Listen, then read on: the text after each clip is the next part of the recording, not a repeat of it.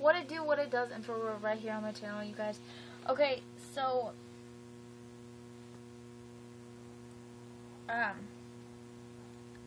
today's topic is gonna be kind of in the hard way for me to get by, but this is everybody's been wondering what happened. So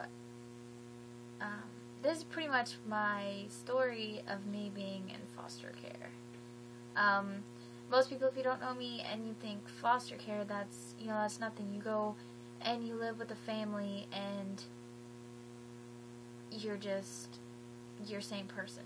Really? No.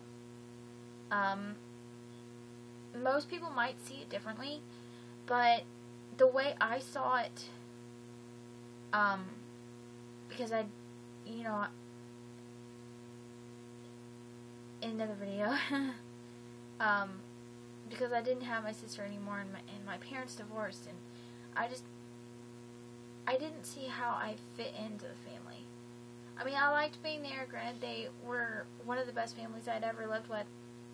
It just felt like all the time that they ganged up on me. And if any of you guys see this, I'm not giving any names, but if you guys ever see this, I really did love living with you guys, but it did make me feel bad because I was different, and I was told that being bisexual, because I wasn't trusted around the other girls, that someone else had to be in the room. That's bad when you can't trust a kid, but you're the one held responsible for having boys and girls in your household. So my story,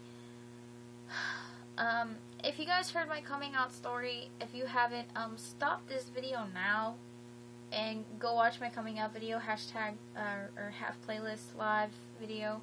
It was like last week's video, I think. Go watch that. Spoiler alert. But, if you haven't seen it, go see it. Anyways, when I was 17, well, no, hold on, let's go back to when I was 14. I'm gonna make my mom sound like the biggest piece of crap, and Mom, if you watch this, I'm sorry, but it's the God honest truth, and something needed to be done about it, and nothing did. So this is what's happening.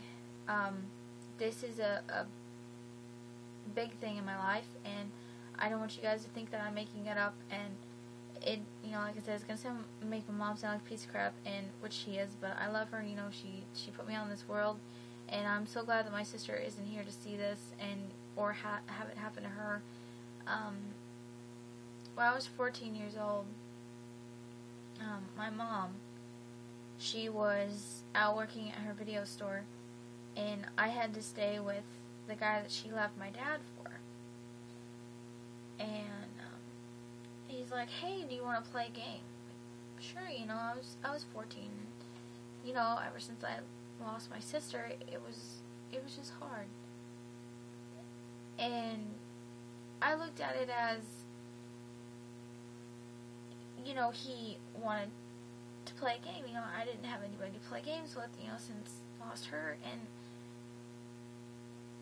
I ended up having to sit on top of him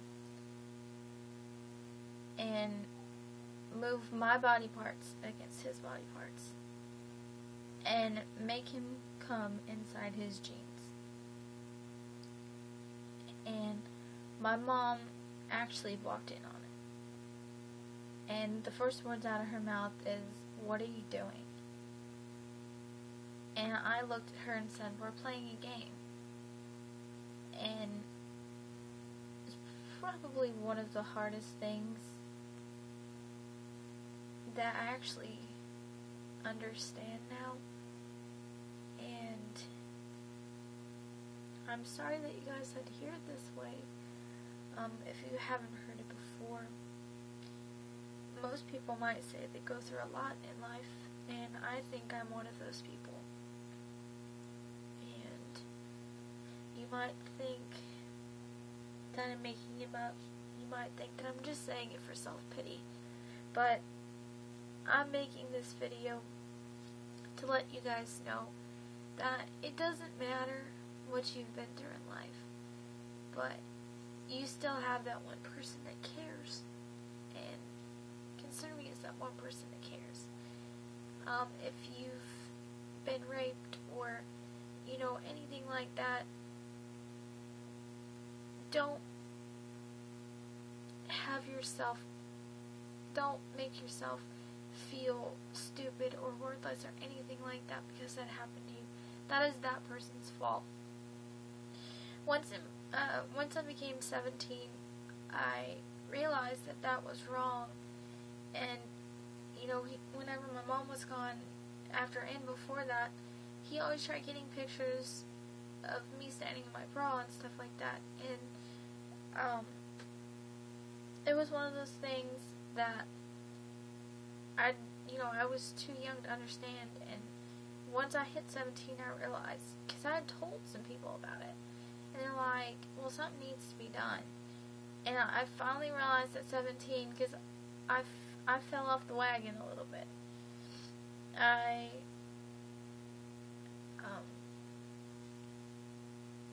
I started cutting. Don't do this at home. I started smoking Tylenol PMs and Benadryls and anything I could get my hands on. I was taking anything to make myself sick, to just not eat, to just not do anything. And if you watched my video of my fat story the other day, my struggle in life, my fat story, guys, understand that I was almost 200 pounds in high school, and with all that had happened to me, I got down to 89 pounds. And 89 pounds is a lot smaller than I am now, but I really didn't care about life. And so 17, I hit 17, I went to live with my aunt, because I didn't have any other family here that could take care of me. So my aunt had moved in from Iowa, and she took me in. And the bad thing about that was, because I was so far into wanting to let myself go and to not be in the world anymore, one of my friends came over, snuck in my aunt's window of her apartment, and gave me what was called acid. And you guys know me, I don't believe in drugs. I believe in them, but I don't do them myself. I hate doing drugs. If I had to take hydrocodones for pain or something when I'm prescribed them, yeah. But I'm not like, all these other people out there that just pop them for fun. I'm not like that. But I did acid for the first time, and oh my gosh, I'm gonna tell you right now, if you were as small as I was, I tripped for 4 hours. That was weird. And the only thing one of my friends was over when it happened. The only thing that I really remember from the whole trip, I remember falling on the floor, and then I woke up and I ate. And what I thought was I was sitting on the recliner, which I was, and I had made a bagel, and it had lunch meat on it, and the dog was trying to eat. I was like, get away, get away. And anyways, what happened was, she called the cops because she was scared, because she thought that I was too unfit, and she thought I sold some of her medications. Well, the ironic thing was, some of the medications that were missing out of her bottles, that's what the acid was laced with. So, hence why my trip was so long and so frightful. But, anyways, after that, I went into foster care, and I lived in foster care until I was 18. The family, I really liked living with them. Christmas was awesome, and the best thing about being in foster care, and I've talked about it before, was taking care of my best friend Kayla's baby. Kayla has passed on, and her mom has had a baby since little Gavin has been around. And as far as I know, he's doing good. Since the last time I had taken care of him. But I just want to let you guys know, I'm sorry this video is so long, but it is just a hard topic for me to talk about.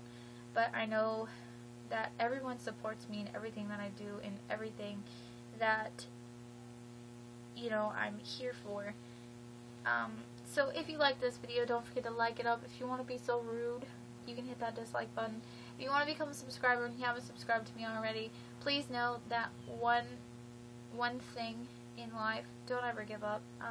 Live life to the fullest. Even if something's happened like this to you, don't make it seem that you're a piece of crap or that you're the one that did something wrong.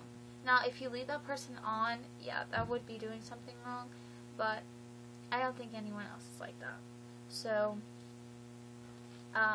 what it is for real right here on my channel. I'll see you guys later.